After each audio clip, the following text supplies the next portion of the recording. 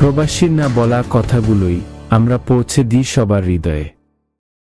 আজকের গল্পটা এক প্রবাসী ছেলেকে ঘিরে, যে ফিরে এসেছিল সবাইকে খুশি করতে, কিন্তু তার আগেই ফিরে এলো একটি কাফনের কাপড়।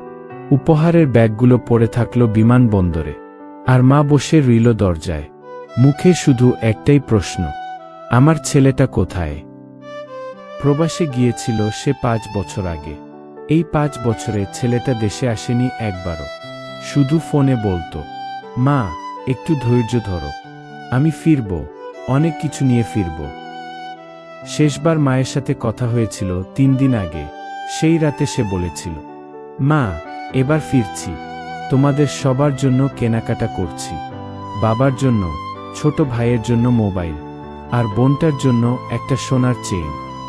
বাবা মা ভাই বোন সেদিন ভাত খেয়েছিল হাসি মুখে, কারণ তার ছেলেটা বাড়িতে ফিরছে। 2 দিন পর প্রবাসী ছেলেটা এয়ারপোর্টের উদ্দেশ্যে রওনা দিল, দেশে ফেরার জন্য।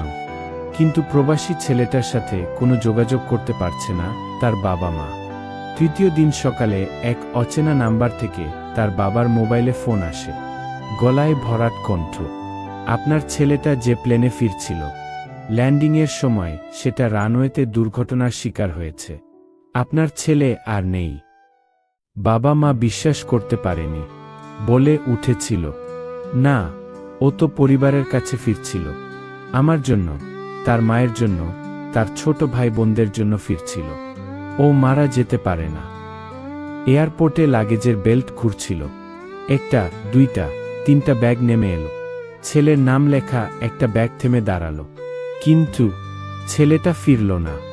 ঘরে ঢুকলো তার লাগেজ, কিন্তু ছেলের পা পড়ল না মায়ের উঠোনে। মা তাকিয়ে থাকলো দরজার দিকে, হাত দুটো বাড়িয়ে শুধু বলল, আমার ছেলেটা কোথায়?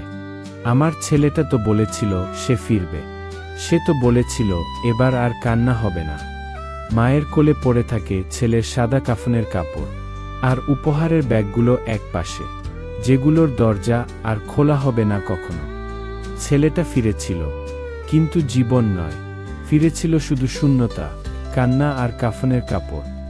গল্পটা শুনে যদি হৃদয় ছুঁয়ে যায়, একটা লাইক দিন, শেয়ার করে পৌঁছে দিন আরেকজন প্রবাসীর হৃদয়ে, আর কমেন্টে জানান প্রবাস জীবন আপনার কি রকম কাটছে।